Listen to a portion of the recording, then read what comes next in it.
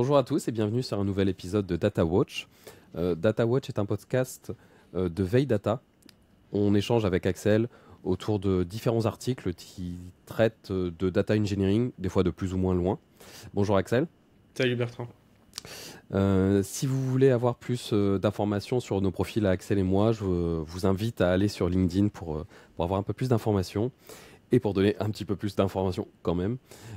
Sur LinkedIn, je fais des posts assez réguliers. Je fais du lundi au jeudi. Les posts, ça s'étale de la veille, veille data, astuces data, concept data, techno data. Je fais aussi une newsletter sur les mêmes thèmes, mais un peu plus développée, que j'envoie toutes les semaines, tous les lundis à peu près, en début de semaine en tout cas. Et il y a un blog à peu près sur les mêmes termes, sur les mêmes thèmes, que je publie aussi presque quotidiennement. Aujourd'hui, on va aborder 5 sujets. Donc, on va parler de 5 articles avec Axel. On va parler d'abord de la sortie de la version 3.13 de Python, qui est une sortie importante. Et on va vous en parler juste après pourquoi. On va aussi parler d'un article qui se questionne sur la mort du Data Warehouse au profit du Data Lakehouse. On va aussi parler de la preview des Databricks Apps. On va parler de la version 8 de MongoDB. Et pour finir, on va parler de Data Strategy. Le premier article, justement, part de la version 3.13 de Python. C'est une version importante parce que ce qui est souvent reproché à Python, j'ai pu le ressentir des fois aussi, c'est sa lenteur. La lenteur de Python est expliquée à cause de ce qu'on appelle le Global Interpreter Lock, qu'on appelle aussi GIL. Ça, c'est une fonctionnalité qui a été mise en place depuis le début de Python et c'était apparemment pour simplifier l'implémentation de l'interpréteur Python. En gros, c'est pour gérer au mieux, pour faciliter la gestion de la mémoire. C'est-à-dire que le GIL permettait de faire une exécution que sur un thread et pas plusieurs. Quand on parle de threads, c'est-à-dire plusieurs tâches. On peut dire un thread, c'est une tâche. Et donc, ce qu'il disait, c'est il exécute une tâche à la fois et pas plusieurs en même temps. Donc ça veut dire que si on est sur un ordinateur qui a plusieurs cœurs, il peut exécuter plusieurs tâches en même temps, il peut exécuter plusieurs threads en même temps. Et ben avec Python, c'était pas possible. Ça veut dire qu'à chaque fois, il pouvait éventuellement simuler le fait d'en exécuter plusieurs en même temps. C'est le fait que, on va dire qu'il a plusieurs tâches en même temps. Il va d'abord exécuter une petite partie du premier thread, de la première tâche. Il va basculer sur la deuxième, il va revenir vite faire sur la première, sur la deuxième, etc. Et en fait, ils avancent en même temps et on a l'impression que ça se passe de manière parallèle. Mais c'est un faux parallélisme. Et donc, là, dans cette nouvelle version, ils veulent, en mode expérimental pour l'instant, ils veulent débloquer en fait ce GIL-là. Ça veut dire Débrider, ouais. comment? Ils veulent débrider en fait ce Ouais, mécanisme de protection pour eux. exactement. Mm. Et donc, ce qui pourrait permettre, je ne l'ai pas encore testé, donc je ne me rends pas compte du gain de perf, mais ce qui pourrait clairement permettre à Python d'accélérer. Et ce qui pourrait, Mm. je ne sais pas si ça pourrait être aussi rapide que Java, etc. Peut-être qu'on ne va pas s'emballer, il faudrait tester avant. Mais Mm. ça permettrait d'augmenter significativement la vitesse de Python. Toi, tu as déjà rencontré justement, Axel, des problèmes de vitesse avec Python ou pas trop? Franchement, pas énormément. Parce que moi je fais les traitements très gourmands en data, hein. Ok. Sur, sur BigQuery ou en fait des outils qui sont prévus pour gérer de la charge. Ouais. Là où je peux avoir un petit peu de soucis, c'est dans la vitesse de parsing Mhm. des DAG Airflow, Ok. qui peut être un petit peu long, parce que Airflow est codé en Python, faut le Mhm. rappeler. Ou sur certaines tâches de data frame, genre pour Pandas, Mhm. où quand il y a beaucoup de données, il fait des dépassements de mémoire, etc., Mhm. plus rapidement que d'autres langages ou outils. Ouais. Package. Mais en fait, pourquoi Python est si présent malgré sa lenteur, c'est que c'est un langage optimisé pour l'apprentissage. Ouais. C'est facile, c'est propre. En fait, quand vous regardez beaucoup des livres même pour troisième ou lycée, pour faire des maths, etc., où on commence à faire des programmes pour les maths, c'est toujours en Python. 90% des éditeurs favorisent l'apprentissage par Python. Mhm. Et en plus, c'est une communauté qui fait beaucoup de packages. Donc, dès que vous avez un cas d'usage, très, très rapidement, vous trouvez un package en fait, qui est déjà écrit. Donc, gros fournisseur de packages aussi. Ouais. Donc, ouais. Moi, je l'aime beaucoup ce langage, hein, parce que c'est celui que je connais le plus. Là, c'est surtout Même. ça. Après, ce qu'on peut dire sur Python, c'est que il nous laisse beaucoup de marge de manœuvre, donc c'est facile aussi de faire n'importe quoi. Ouais, ouais. C'est facile de faire des choses, mais c'est aussi facile de faire des mauvaises choses. Mhm. Euh, donc moi, ce que je m'impose, c'est de beaucoup typer, même si c'est pas obligatoire dans mes programmes. C'est de respecter en fait beaucoup le informalisme. En fait, faut être discipliné, je dirais, quand Ouais. tu utilises Python. Et en fait, si tu allies cette qualité de langage et d'apprentissage à des performances qui se rapprochent d'un langage compilé ou qui utilise la JVM, donc Mhm. Je vais y revenir un peu après. Mhm. ouais, tout l'environnement Java, bah, en fait, ça réduit l'écart. Donc Python devient vraiment hyper intéressant s'il commence à lier les deux. Ouais. Mm. Ouais, clairement, parce que Python, ça, c'est, comme tu disais, c'est un langage qui est assez simple et accessible, Oui, voilà. parfait pour l'apprentissage. Mm. Et donc, effectivement, s'il devient en plus rapide, là, ça va être un avantage plus que concurrentiel, là. Oui. Et justement, tu parlais de JVM. Effectivement, c'est un lien avec la deuxième nouveauté en expérimental aussi qui arrive avec la Mhm. version 3.13. C'est le fait de la mise en place du ce qu'on appelle le just-in-time. C'est Ouais. le GIT. Le Ouais. JIT. Dedans, en fait, le JIT, ça mêle. Alors, pour expliquer un peu le JIT, je vais expliquer ce que c'est déjà la différence entre interprétation et compilation. Mm. L'interprétation, c'est-à-dire que le programme qui est écrit, au moment où on l'exécute, il va se compiler, enfin, il va se compiler juste au moment de l'exécution pour que la machine puisse le comprendre. Il y a la première ligne en fait de programme En temps réel. en Mm. temps réel. Mm, Il y a une mm, compilation de temps réel pour qu'il y ait une traduction pour la machine pour qu'elle puisse savoir quoi faire. Et à chaque fois, il passe à la deuxième ligne, etc. Compilation en temps réel pour que la machine comprenne, fasse l'exécution, etc. Ça, c'est l'interprétation. La compilation, c'est tu prends tout ton programme dans son ensemble et tu vas le traduire entièrement en langage machine d'un coup. Et ça Donc, te donne du coup un autre fichier Ouais. En langage binaire. Ouais, exactement. Et donc ça veut dire qu'il y a un temps aussi de compilation. Mais l'avantage de ça, c'est qu'au moment où on va exécuter, comme tu le disais, ce binaire-là, ça va être très rapide à l'exécution. Il sera directement disponible en langage machine. Il parle la même langue que l'ordinateur, que le processeur, on va dire. C'est ça, C'est exactement. Donc en fait, dans l'exécution, la compilation, c'est beaucoup plus rapide. L'interprétation, comme il est obligé de faire à chaque fois une action au moment où c'est exécuté, c'est beaucoup plus lent. C'est ça. Là, le just-in-time, c'est un peu l'hybridation entre les deux. Ça veut dire que le just-in-time, le JIT, il va comprendre qu'il y a certaines parties de code qui sont vraiment critiques et qu'il a besoin déjà de compiler au moment de l'exécution. Ça veut dire qu'on va dire qu'on lance le programme, il va exécuter une première partie en fait du code. Et pendant que ça s'exécute, il va déjà lire un peu plus loin et il va savoir qu'il va devoir compiler en fait cette partie-là. Et quand tu vas arriver dessus, ça sera déjà compilé, ça va aller beaucoup plus rapidement. Donc en fait, c'est vraiment quelque chose d'intelligent au final, le JIT, ce qui va permettre de gagner en performance.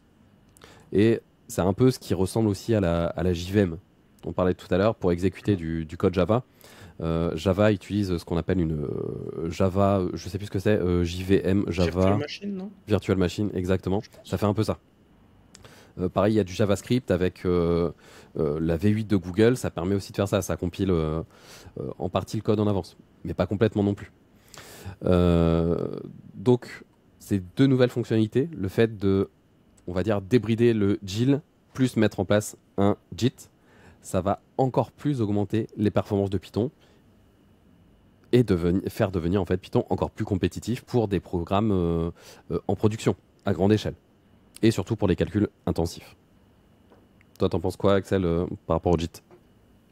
Le JIT, ça fait longtemps qu'ils veulent l'améliorer.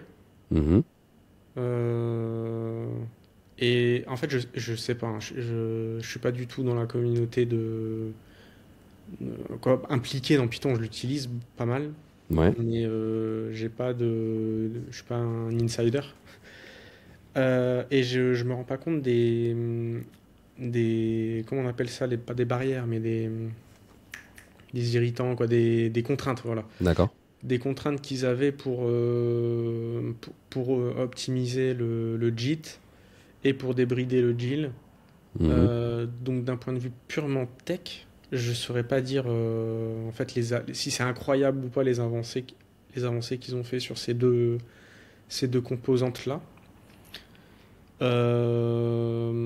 Le conseil qu'on peut donner Mhm. aux gens qui utilisent Python, c'est de pourquoi pas faire des montées de version en dev, mais faites-le pas encore en prod.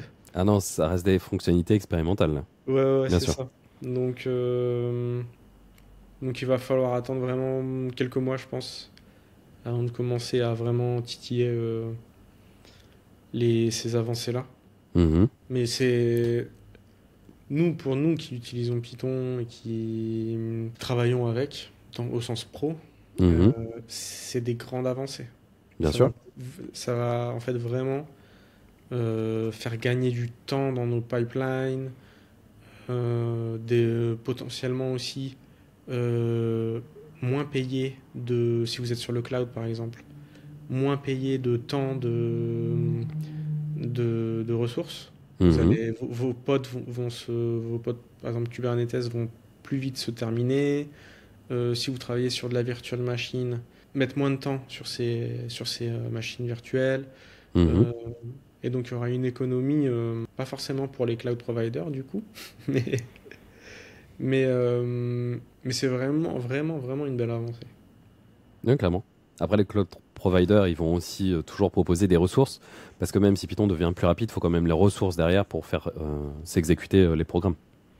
Donc il y aura Ouais, toujours cette mais tu partie-là. vas libérer en fait plus de ressources Mhm. plus vite en fait. Mhm. L'allocation en temps va se réduire. Ouais. Et toi, tu as lu un article de Daniel Beach, c'est ça, sur la mort du Data Warehouse? Ouais. Ouais. Donc ça fait quand même pas mal de temps qu'on en parle du Lakehouse sur le Mhm. podcast. Euh, Alors la différence entre Lakehouse et Data Warehouse. Déjà le Data Warehouse, il est bien connu. C'est un paradigme, je dirais, majoritaire dans toutes les équipes data aujourd'hui. Ouais. Des tables de dimensions, de faits, d'agrégats, etc.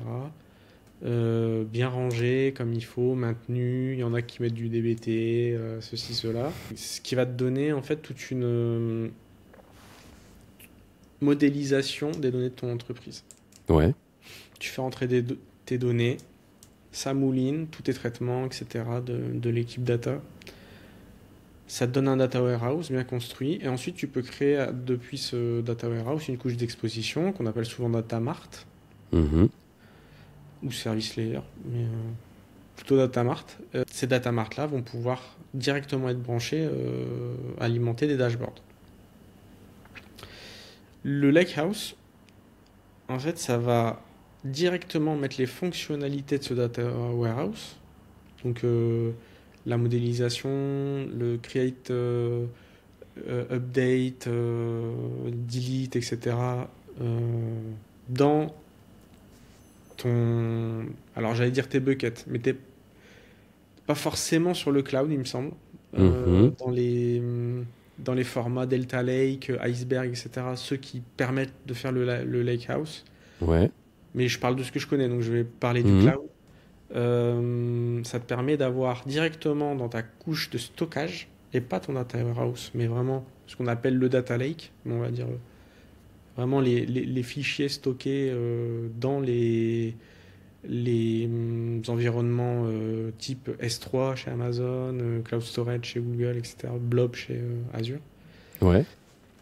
Et de ramener les fonctionnalités d'écriture, lecture, mise à jour, etc., ACID, donc qui respecte les conventions ACID, donc Atomicity, Consistency, Isolation, Durability, Mhm. avoir une donnée qualitative perdurable et pas vérolée par ces actions de, de traitement en fait de la donnée. Ouais, parce que c'est ça un peu la différence entre le data warehouse et le data lakehouse, c'est que Hmm. en général le data warehouse il est pas compatible en tout cas pas totalement compatible ACID, alors que le data lakehouse lui il l'est. Euh, Tu disais qu'est-ce qui est pas compatible? Le Acide? data warehouse il est pas toujours, ou en tout cas j'en ai pas vu beaucoup, BigQuery par exemple il est pas compatible ACID. BigQuery, ouais, il est pas acide. Mm. Il est quasi acide, mais il est pas acide. Potentiellement plus tard du cap Mhm. théorème, pour les OLAP. Mhm. Mais effectivement, t'as tout à fait raison. J'allais dire l'acidité, mais je suis pas du tout sûr que ça On se comprend. dise. Mais l'acid compliance Ouais. euh, est incroyable, en plus sur un environnement de stockage qui est beaucoup moins cher, quoi. Beaucoup moins cher. Moins cher que un système de gestion de base de données comme BigQuery Mhm. ou Redshift. Euh, donc, tu vas aussi pouvoir ajouter euh, des métadatas et de la data gouvernance, du coup, avec du data cataloging, etc., sur cette couche de stockage data warehousé, si je Ouais. peux donner une image. Donc, en réalité, sur le papier, parce que moi, j'ai jamais travaillé avec ce paradigme Lakehouse, qui est encore, on va pas se le cacher, assez rare en France en tout cas. Mhm. C'est peut-être pas mal utilisé dans les big tech en Californie, etc., qui sont toujours précurseurs du coup. Euh, mais j'aimerais bien quand même tester, voir si c'est facile à utiliser, parce que c'est plutôt ça. Data warehouse, comment dire, on est habitué et on est dans en quelque sorte une zone de confort. Ouais. Est-ce que être dans le lakehouse, malgré tous ses avantages, la pente d'apprentissage va être friendly? Ça Ça, dépend je sais aussi de pas. ceux qui le mettent en place. Parce que par exemple, Ouais. Snowflake, eux, et même Databricks, mais bon, là en tout cas, je vais parler de Snowflake, c'est un peu leur promesse de mettre à disposition de manière transparente un environnement data lakehouse. Ça veut dire que tu te prends plus la tête Un sur ça. C'est une framework, quoi. utilisation. Ouais, c'est ça. C'est une utilisation assez classique. Tu fais ton Ouais. SQL dessus, sauf que derrière, c'est des bases OLTP avec de l'OLAP, donc plutôt du transactionnel fusionné avec de l'analytique. Mais Hmm. toi, tu te prends pas la tête Hmm. dessus. Tu fais ton SQL classique, mais Oui, tout optimisé. ça te met sur les rails, quoi. C'est ça. Ouais. Ouais, donc potentiellement, mais donc du coup, tu vas le payer. Oui.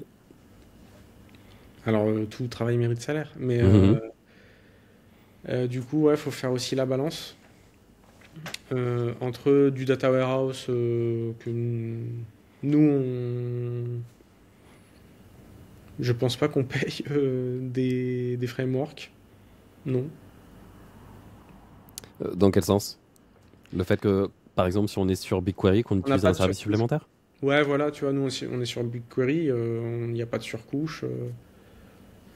Euh, et même si tu utilises DBT Core, tu vas avoir un framework, mais c'est pas une surcouche d'un éditeur que tu vas payer. Ouais. Et d'ailleurs, Dataform, le DBT de Google, Mhm. que tu peux utiliser sur BigQuery, est gratuit aussi. Il n'y a pas de Ok. billing sur ça. Donc, ouais, je t'avoue, c'est super innovant, super intéressant à tester en fait. Mhm. Et ce que dit Daniel Beach, c'est que le Lighthouse commence à donner des bleeding shots, donc des coups qui fait saigner le data warehouse. Mhm. Euh, et que il va finir par se vider de son sang, quoi. Le, le data warehouse. Bon, il a une écriture, Il ce a que je des mots disais en perso. off, hein. Daniel Beach, il a une écriture un peu spéciale. Moi, perso, j'aime bien le lire, mais des fois, il est assez sarcastique. Ouais. Donc, je pense qu'il faut que ça se solidifie. Mhm. De toute façon, on a toujours quelques années de retard, quoi, de délai. Je ne veux même pas parler de retard, parce que toute l'innovation, quoi, énormément d'innovations se font en Californie. Mhm. Donc ça va arriver, hein. Qu'on le veuille ou non, ça va arriver. Il va y avoir, je pense, pas mal de projets qui vont émerger dans les grosses boîtes en France dans quelques années sur ce paradigme-là de Lakehouse. Et on mettra les mains dans le cambouis dans quelques années. Pour moi. Et après, c'était ça aussi que je me posais comme question.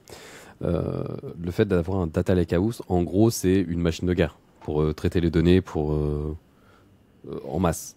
Mais est-ce que tout le monde, toutes les entreprises auraient besoin d'avoir un tel environnement?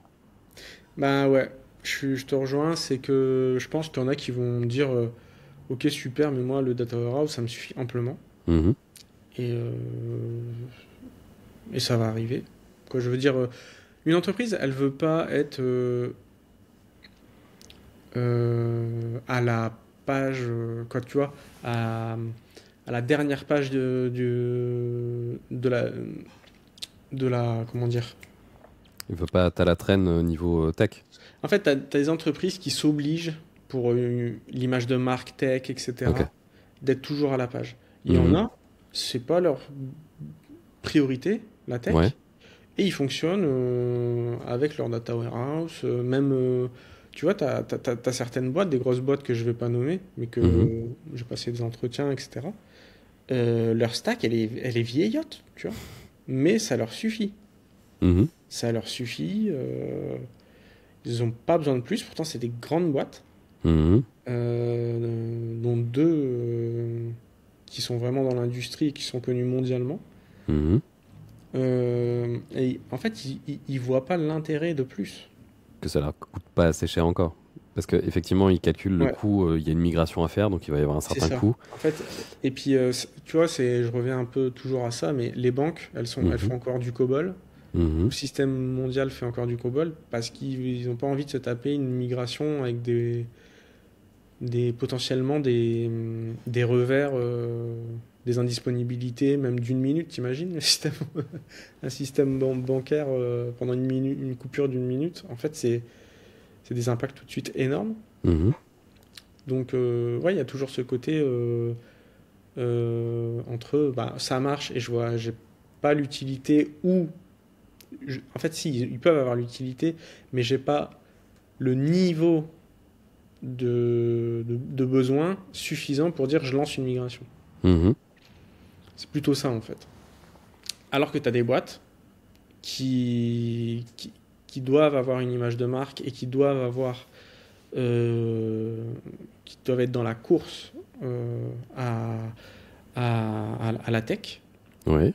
Et là, eux, bah, en fait, s'obligent, même s'ils n'ont pas un besoin opérationnel crucial, mais ils ont un besoin stratégique et de communication, etc., avec tout ce que Ouais. ça comporte, de devoir se lancer d'être précurseur, en fait, sur le marché, sur ce genre de technologie, de méthodologie.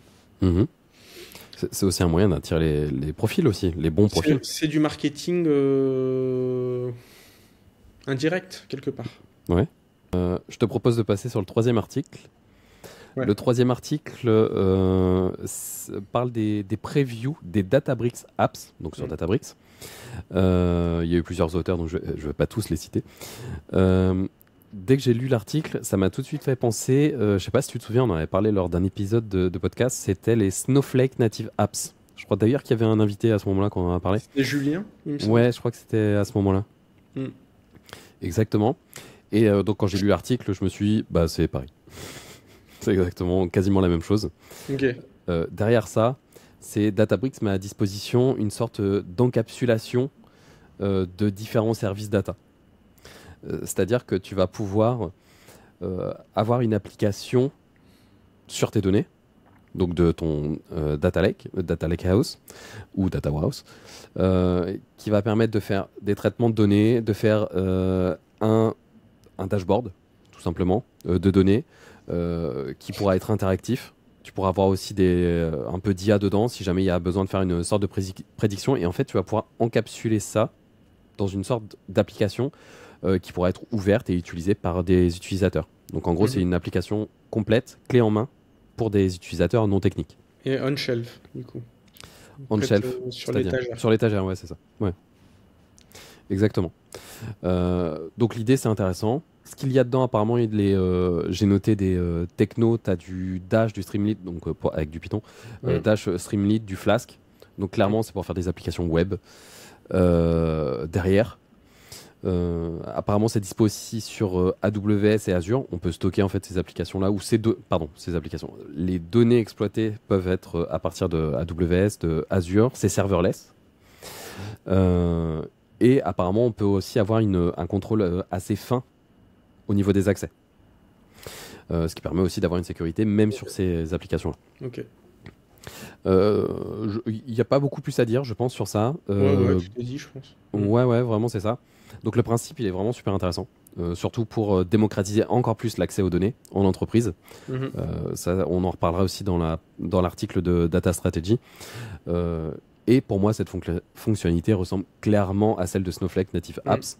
Mais sauf Snowflake, du coup, avait sorti cette fonctionnalité, je crois que du coup, ça fait 3 mois ou je sais plus 4 mois où on a fait l'épisode entre 2 et 4 mois. Donc je dirais que Snowflake a encore une longueur d'avance dessus parce que là, c'est encore en preview aussi chez Databricks, à voir si y a quelqu'un qui va se différencier. Toi, t'en penses quoi de ces types d'applications qui permettent d'encapsuler en fait plusieurs services data? Le service est hyper utile. Après, moi, je l'utilise pas. Ouais. L'encapsulation, c'est quand même bien que tu mets sur l'étagère et après. Après, je pense qu'il y a un travail aussi de rationalisation. C'est-à-dire le fait de ne pas faire plusieurs fois la même chose? Bah ouais, tu vois, faut que ce soit bien rangé et éviter le foutoir, quoi. Ah, clairement. Donc c'est le principal écueil pour moi à éviter. Bah après, c'est un peu comme le Data Lakehouse. Au final, faut quand même si tu peux tout faire, il faut mettre en place une certaine gouvernance dessus. Oui. Il faut dire, d'accord, tu as des données qui arrivent, mais c'est des données qui représentent quel domaine? On va les classer dans un certain domaine pour qu'on puisse les retrouver. On va mettre un data catalogue dessus. Il y aura une certaine gouvernance qui va aider en fait à que ça ne devienne pas n'importe quoi. Exactement. Ouais, bien sûr. Ouais. Et de ton côté, tu avais lu un article qui parle de la nouvelle version de MongoDB. Ouais, MongoDB 8.0. Mm-hmm. MongoDB, pour le contexte, c'est une base orientée ce qu'on appelle document.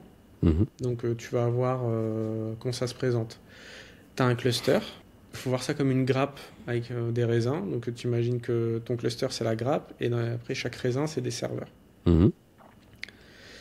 Tu as un cluster Mongo. Et Mongo, donc c'est un moteur de base de données écrit en C++.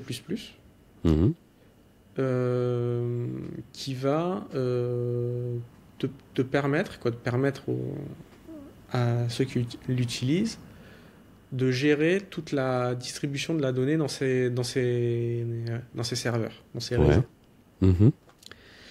Et ce qui est important de comprendre, je l'explique tout de suite parce que quand je vais expliquer les montées les améliorations de performance, il faudra le comprendre, c'est que MongoDB gère tout seul, on va dire, le sharding. Et le sharding, c'est il y a une quantité de données dans votre cluster et il faut qu'elle soit distribuée evenly. Donc, comment dire en français de manière adaptée, adéquate, ISO, en fait, dans chaque serveur à peu près. Dans chaque shard, du coup. Ouais. Et donc ce sharding-là, ben, ça prend pas mal de ressources parce qu'il doit recalculer. Depuis, je crois, la version 5, ils le font en temps réel tout le temps. Il n'y a pas besoin d'arrêter, de tout figer pour faire cette opération de resharding. Ouais. Et il s'appuie sur une clé de répartition, donc une sharding key, qui peut changer en fonction de tous les changements qu'il peut y avoir sur tes données. Ouais. Justement, les grandes avancées de MongoDB, donc, qui je rappelle est une base orientée documents, donc faut rappeler la différence avec une base, je dirais, relationnelle, c'est que dans une collection MongoDB, il va y avoir potentiellement des millions de documents. Mhm. Et chaque document, on en avait parlé la dernière fois, je disais que c'était un peu du JSON. Et j'ai retrouvé le nom, c'est du Bison, donc c'est du JSON façon JSON MongoDB. Façon MongoDB. Binary. Mhm.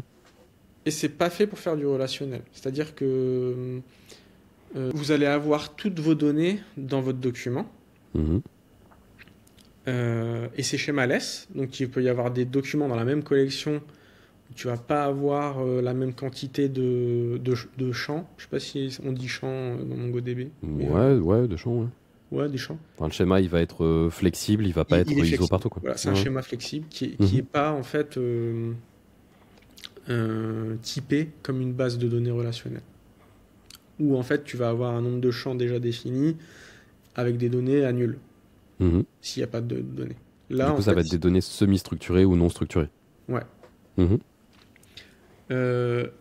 Donc du coup, pourquoi en fait on utilise MongoDB, c'est que en fait on s'en fiche de la redondance des données, etc. C'est que on veut être optimisé lecture, et en fait tu as tes données très facilement lisibles dans ton cluster, dans tes documents. Donc là, pour cette version 8.0, ils ont beaucoup travaillé en fait sur les performances. Donc je disais tout à l'heure que le moteur de base de données est écrit en C++, et ils ont beaucoup travaillé sur ce moteur, ce qui fait qu'ils gagnent. Alors là, ils donnent des chiffres, mais je vais dire environ parce que je sais pas, mais tu vois, quand je vois 36%, bah oui, Mhm. mais ok, c'est parce que tu dois donner un chiffre, mais environ 30% sur les lectures, 200% sur les agrégations Mhm. de time series, Mhm. et ce que j'expliquais tout à l'heure sur le resharding, donc cette faculté qu'a le moteur de MongoDB de redistribuer les données sur les différents shards du cluster.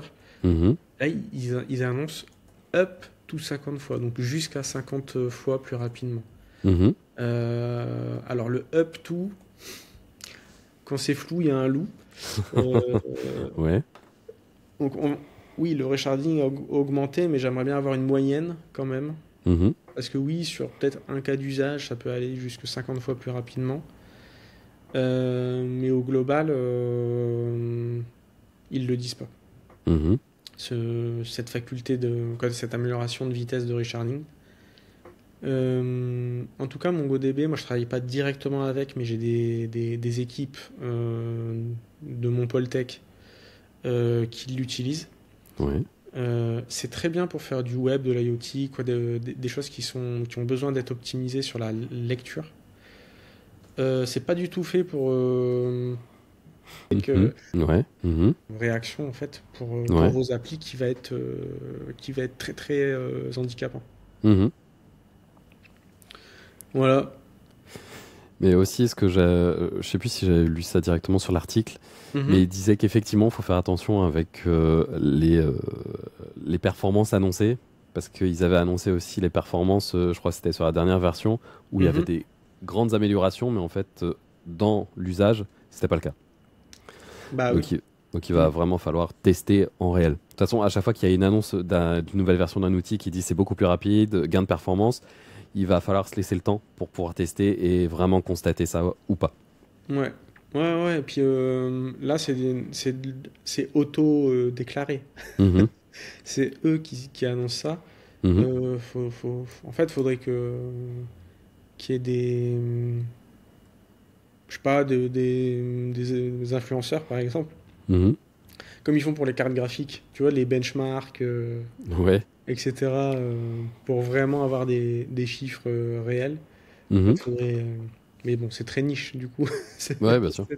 Mais ce serait bien d'avoir des chiffres vraiment neutres sur tous les produits pour faire notre décision, tu vois, sur nos choix Mhm. techniques aussi, en fonction des cas d'usage, écriture, lecture.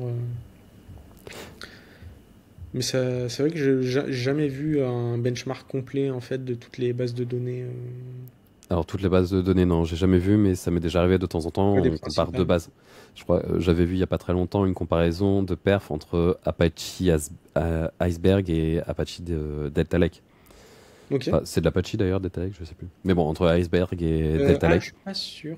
Iceberg, c'est sûr. Data Lake, je sais pas. ouais, je suis pas sûr. Je suis pas sûr. En tout cas, entre Iceberg et Delta Lake, j'avais déjà vu un benchmark de Ok. quelqu'un qui comparait un peu les deux. Mhm. Euh, et de temps en temps, tu as quelques comparaisons d'outils comme ça. Mais après, c'est pas quelque chose de standardisé non plus.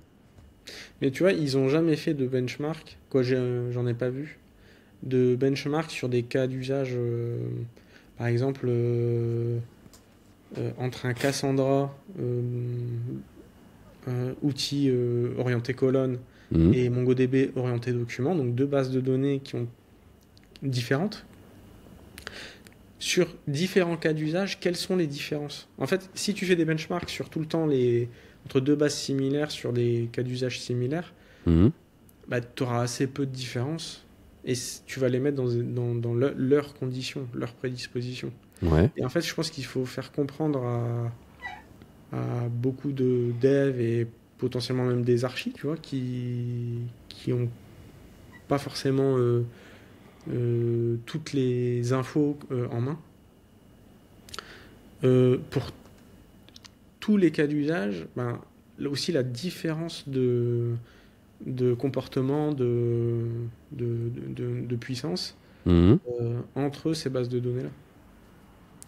Après, je pense que c'est normal dans un début de projet de vraiment choisir la base de données, ou en tout cas l'outil qui va correspondre aux besoins identifiés. Euh, Par exemple, si tu Ouais. as un outil, une application qui va te générer justement un schéma qui est flexible, c'est-à-dire que tu n'auras pas tout le temps exactement le même schéma, c'est Mhm. normal que tu t'orientes plutôt sur du NoSQL plutôt qu'un Postgre. Mais c'est pas si rare, en fait, Tu sais, tu as beaucoup ce phénomène de je connais cette base, je change de poste ou d'équipe ou machin, Bien sûr. Bien et sûr. ben je vais remettre cette base. Ouais, C'est pas ouais, le je suis même cas totalement d'accord. d'usage, Ouais, ouais, je suis d'accord. tu vois. Ouais. Mhm. Non, non, clairement, il faut bien faire correspondre l'outil avec vraiment l'usage. Ça, c'est clair. C'est ça. Ouais, Et ouais. en fait, faut pas avoir peur de dire, ben voilà, moi c'était mon cas d'usage avec cet outil-là. Là, je change et je dois sortir de ma zone de confort, entre guillemets, Mhm. pour m'adapter au nouveau cas d'usage avec ce nouvel outil. Ouais, ouais, bien sûr. C'est vraiment ça, quoi. Je te propose de passer sur le dernier article. Ouais. Le dernier article parle, enfin déjà présente ce qu'est la data strategy et les auteurs, parce qu'il y en a deux, exposent un peu les étapes pour la mettre en place. Donc je les trouve intéressants, parce que même si c'est pas de la data engineering pure, la Mhm. data engineering fait aussi partie de la stratégie data en entreprise. Et donc je trouvais intéressant d'en parler. Moi, ça m'a fait directement penser à un livre que j'avais lu, c'était sur Chief Data Officer. Ça Mhm. parlait clairement de la mise en place d'une stratégie data par un Chief Data Officer, un directeur de la donnée. Et donc ça m'a rappelé un petit peu ça. Dans l'article, ce qu'il rappelle, c'est que la data strategy, il faut déjà identifier, enfin mettre en place une feuille de route globale, donc pour l'entreprise, ce dont je parlais juste avant. Ça passe par comment est-ce que la donnée dans l'entreprise va être collectée, de quelle manière est-ce qu'elle va être gérée, Donc derrière ça, c'est les traitements. Comment elle va être gouvernée. On en parlait aussi tout à l'heure, pour dire pas faire n'importe quoi non plus avec la donnée, pas la mettre n'importe où. Il faut qu'il y ait un vrai sens à ce que l'on fait de la donnée, ou en tout cas où est-ce qu'on la met. Comment est-ce que ça va être utilisé cette donnée-là? Pourquoi est-ce qu'on en a besoin? Parce qu'il ne faut pas juste dire tiens, on a de la donnée en entreprise, allez, on la dépose là et puis on verra si quelqu'un en a besoin. Souvent, ça doit partir d'un besoin du métier data analyst pour dire alors j'ai besoin de faire ça pour faire de l'analyse, pour éventuellement prendre des actions ou en tout cas constater quelque chose et mettre en place des actions correctives pour améliorer le business. Donc dans ce cas-là, est-ce que tu peux tirer en fait la donnée? Éventuellement, tu me l'enrichis, enfin tu me la nettoies, tu me l'enrichis pour que moi je puisse l'utiliser. Donc pour moi c'est ça l'utilisation. Et derrière, clairement, là j'en parlais, les data analysts en extraient la valeur. Et donc la feuille de route, c'est aussi comment est-ce qu'on va extraire cette valeur. Ça c'est important de mettre en place cette feuille de route, d'avoir une stratégie de données et donc mettre en place cette feuille de route. C'est pour aligner la gestion de la donnée. Donc là, on se rapproche un peu plus du data engineering avec les objectifs de l'entreprise. Parce que comme je le disais, il ne faut pas juste ramener de la donnée, faire des traitements pour faire des traitements. Il faut qu'il y ait un objectif derrière pour l'entreprise, que ça serve pour l'entreprise. Le fait aussi de mettre en place une stratégie de données, ça permet... enfin, il faut garder en tête plutôt que le but, c'est aussi de démocratiser les accès à la donnée. Ça doit maintenant être ça, donc c'est-à-dire casser les silos.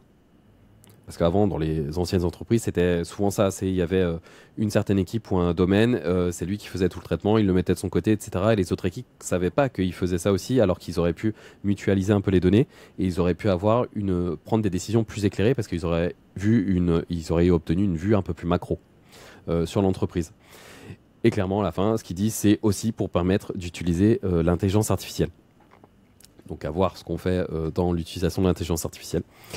Il précise bien aussi dans l'article qu'il y a une vraie différence entre la gestion des données et la stratégie des données. La gestion, ce n'est qu'une partie de la stratégie des données.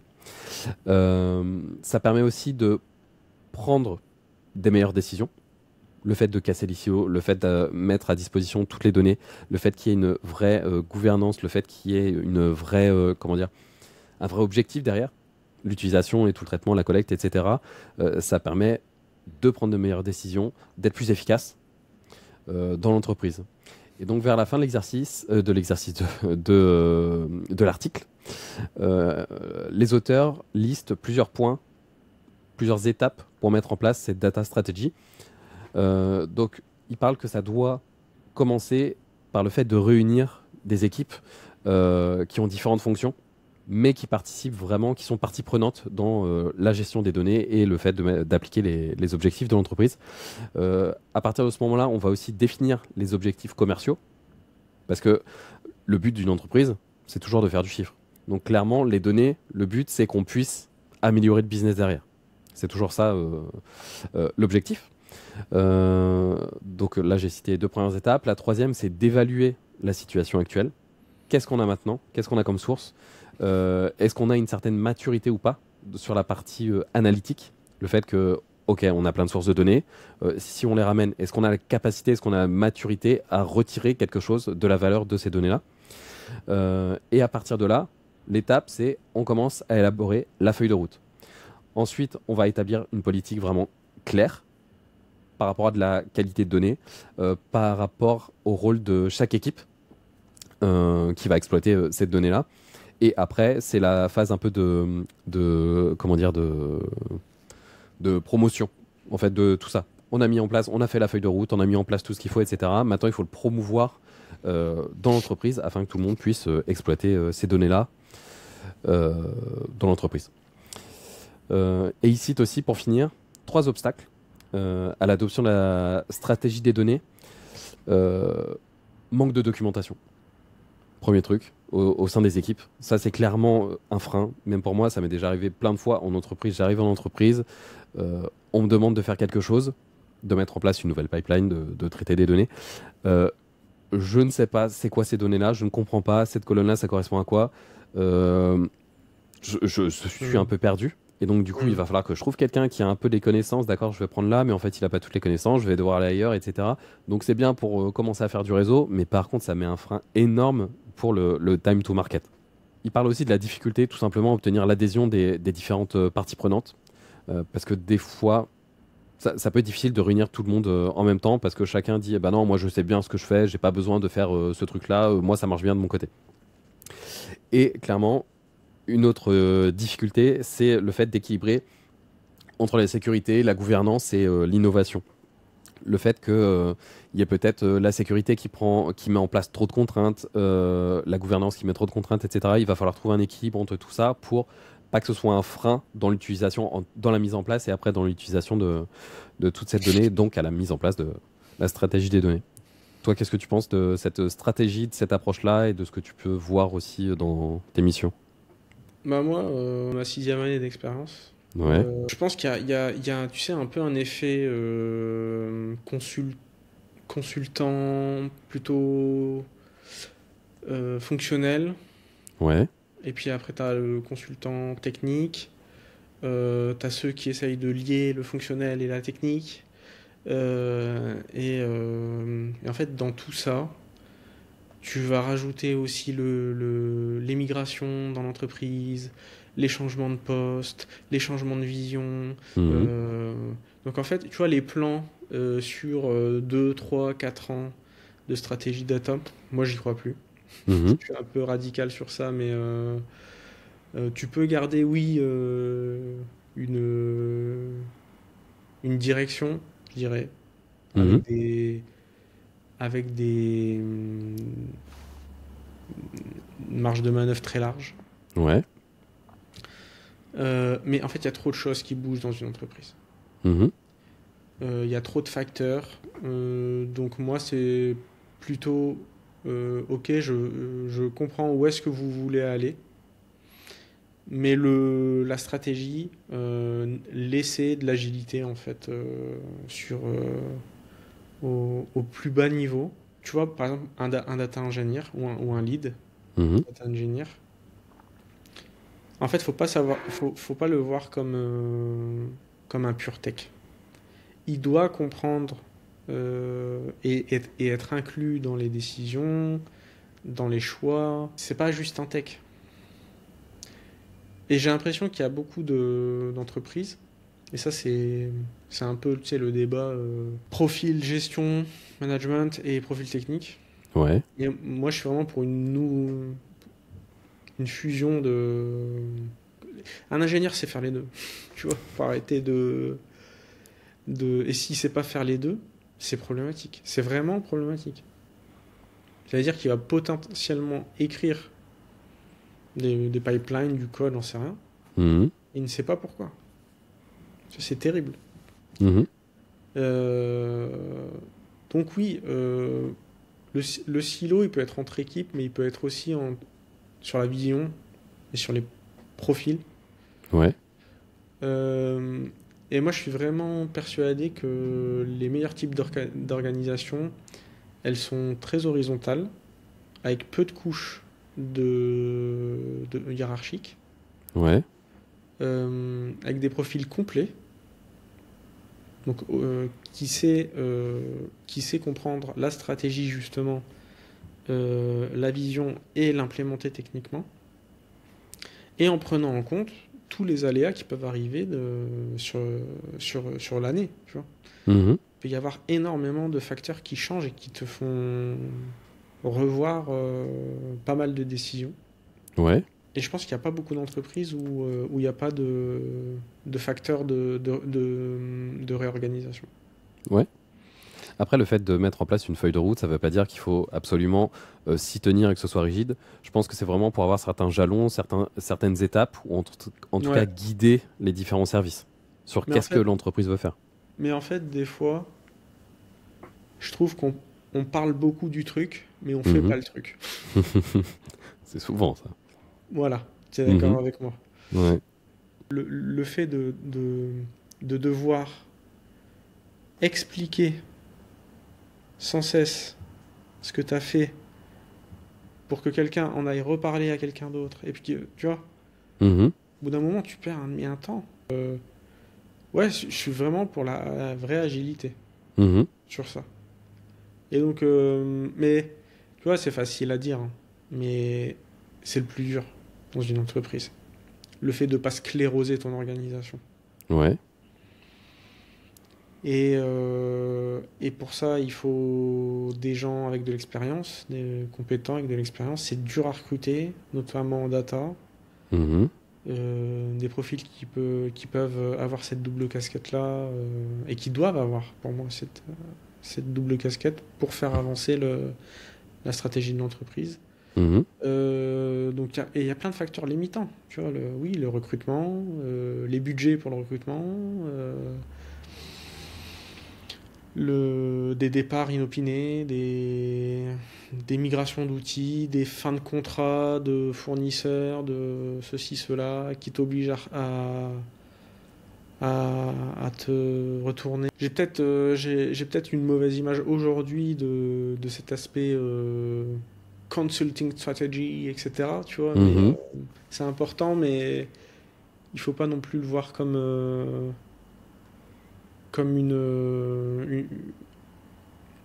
faut pas la vénérer en fait Mais ça donne quand même un guide, le fait d'avoir une feuille de route.